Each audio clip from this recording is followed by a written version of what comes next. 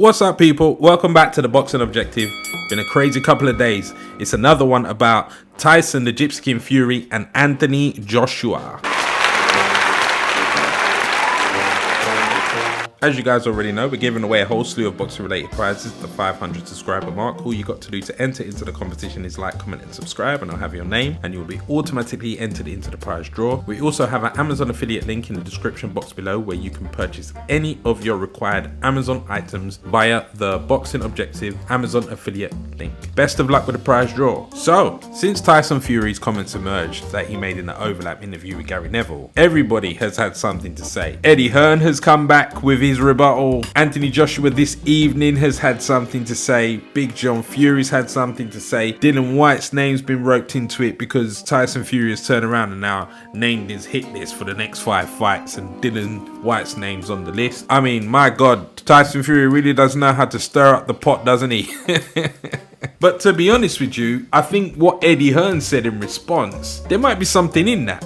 Because Tyson Fury does have a fight coming up and there's a whole lot of speculation and maybe a tad bit of evidence to suggest that this fight is not selling as well as they'd hoped. So why else break the radio silence other than to come out and start trying to promote the fight with a little bit of media hype? I mean, Tyson Fury is an intelligent man. He knows exactly how to stir up the pot and get people talking. But due to Tyson Fury's comments in the Overlap interview, Eddie Hearn had this to say. You know, I think he called me a southern tosser. That was fair enough, I suppose. When he starts talking about me like that, and when he starts talking about Dillian Whyte as well, you know he's trying to just sell a fight. They're struggling to sell that fight. No one's really interested in that fight. You know, he says that I'm not a champion. Well, congratulations. He says, I'm just a businessman. Well, obviously. But me and him do have one thing in common. We both have the same amount of heavyweight world championship defences, which is absolutely zero. Tyson Fury has in fact not defended his world titles once. Previously, when he was a world champion, obviously he ended up going into the downward spiral that he was into. Got back out of it, he's come back, he's become world champion again. And as a result, he hasn't defended that belt. And this will be his first ever title defense, for those of you who didn't know. But Tyson Fury is an intelligent man. And he knows he's got to do whatever he can on his part to promote this fight, even in that interview that he does that was released today, where he talks about his hit list, who's next, and so on and so forth. He tells us straight, Deontay Wilder didn't do a good job of trying to promote this fight in the last press conference. Don't know if he'll do it in the next. Also, there is going to be another one. Maybe they're going to have to do another one to try and promote the fight, because it's not selling. He also said, you know, something about he's trying to sell tickets. So Tyson Fury is doing whatever he can to promote this fight. He's doing his job. He's his own best promoter, so he's doing what he does. More power to him. Fair enough. But during that same interview, he brought up this hit list. This is what he said.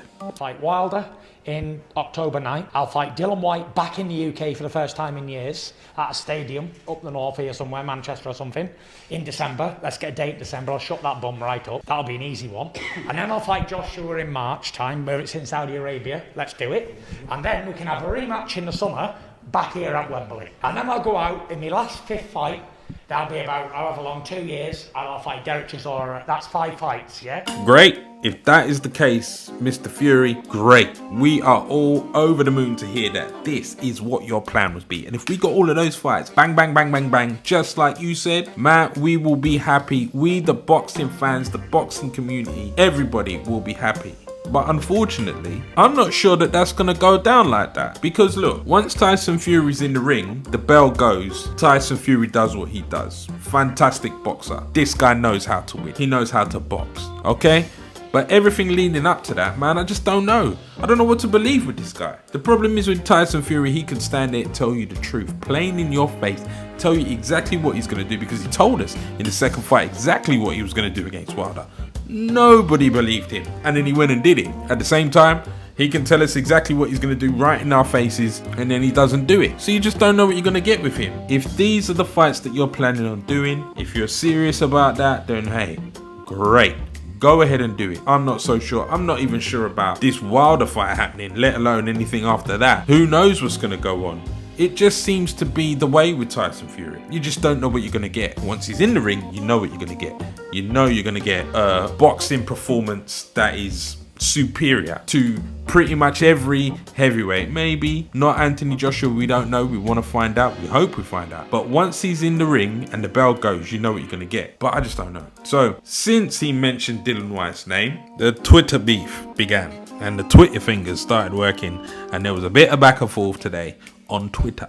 At Dillian Whyte is a chinless pile of excrement who is a massive, was offered 5 mil to fight AJ and declined. I'm putting you on notice. You bomb. Try not to lose again before I smash you to bits in a keep busy fight for me before I smash at Anthony Joshua. Well, if you mention Dillian Whyte's name, he ain't the kind of man to bite his lip or hold his tongue. He came right back and it started to get a bit personal. At Tyson Fury, hey,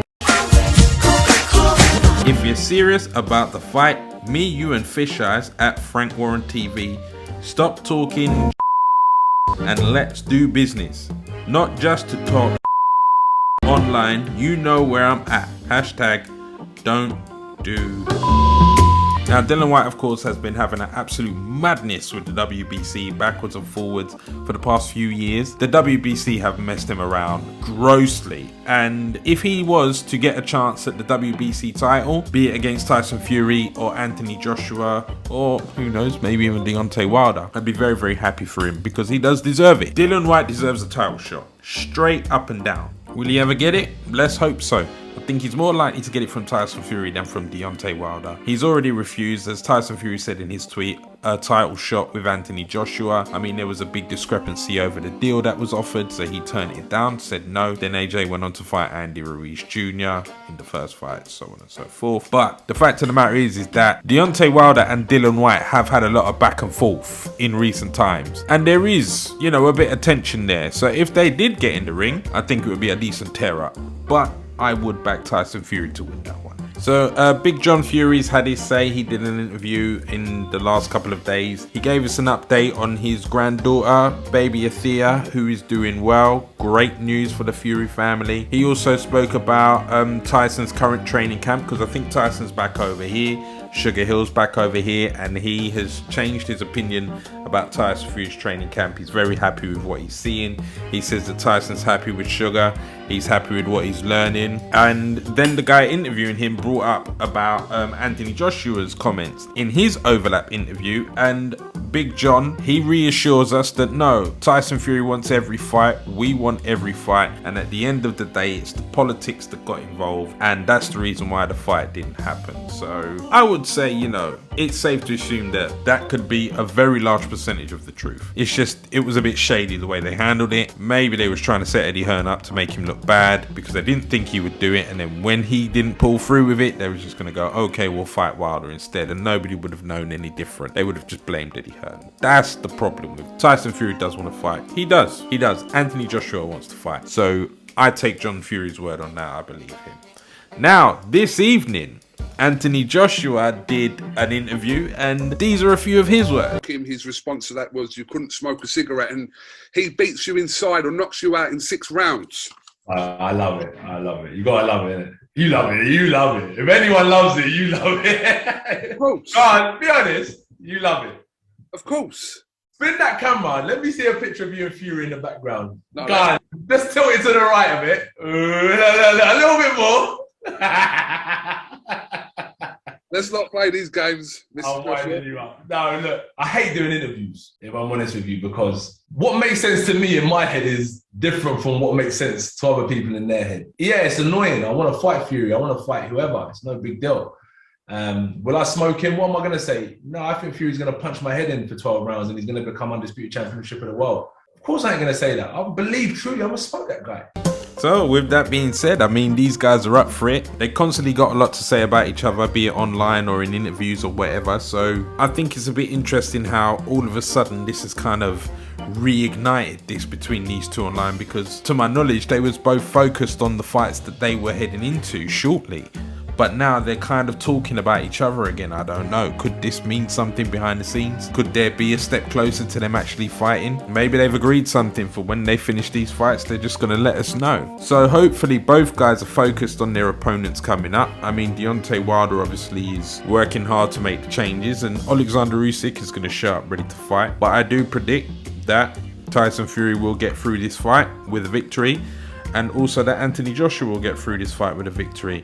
So maybe, just maybe, we could get the undisputed fight come March, like Tyson Fury suggests. Maybe them speaking a date into existence like that, obviously they would be the people who would know. They're going to know more than us. So let's hope, let's wait and see. But that is me on this subject, guys.